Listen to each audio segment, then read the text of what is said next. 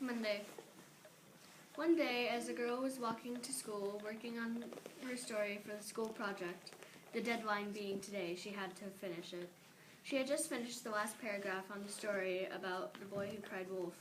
She had made it a darker version. Not going into detail was most likely a good idea. She was always a dark person. Depressed is a better word to describe it.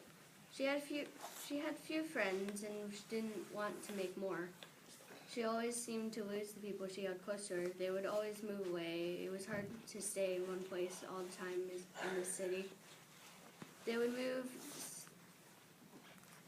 move away because the rent would raise or her mom was fired. She missed her original friends. They still kept in touch, thankfully. They would text and call each other all the time, but thanks to disapproving parents, she had to move away. But back to the less depressing things in life. Slowly walking into her classroom, people quieting down when she walked in. She sat down in her chair, not saying a word. She opened her notebook filled with drawings of her friends, family, and other things she worked on.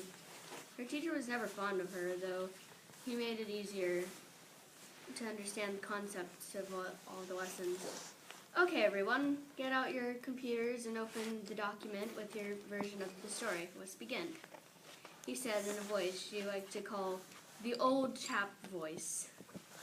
Everyone got out their computers and opened the document. The girl got her notebook with her pencil in hand. They started their presentations, her turn approaching faster than she expected. Miss Greenawalt, please come up to the front of the class and read your story aloud, the teacher said, getting my attention off the notebook the girl held dear to her. Time skipped 5 minutes. That was great, he says, most likely confused of how the girl got the plot for that story. He pulls her aside. You'll be staying after class. I need to talk to you about the story, he says, putting on a smile before he goes to the class, asking for the next person to start reading. My story is about Goldilocks and the Three Bears. The girl tunes out all the other noise and starts to hum one of her favorite songs. Soon class was over and everyone was walking out of the class for lunch, other than the girl, that is. Miss Greenawalt, please come to the front, Mr. Brown says as he sets his papers down on the desk. What did I do? She asks, unsure if he was wanting her to rewrite the story or if it was because of her head being on the table. That was darker than I thought it would be. How did you come up with that? He asked the girl, who was still sitting at her desk, drawing pictures of her thoughts. Miss Greenawalt? He continues to ask for her attention so that he can figure out what's wrong with the girl. He snatches the book out of her hands and takes her pencil along with it.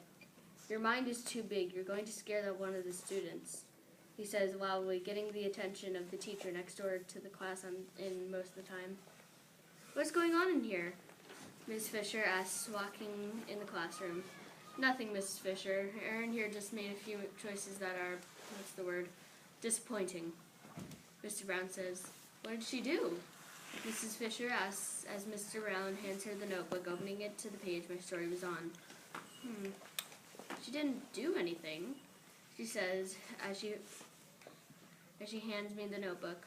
Let her be creative. It's her way of telling us how she feels, no matter how dark it may be, Mrs. Fisher says as she puts her hand on the girl's shoulder.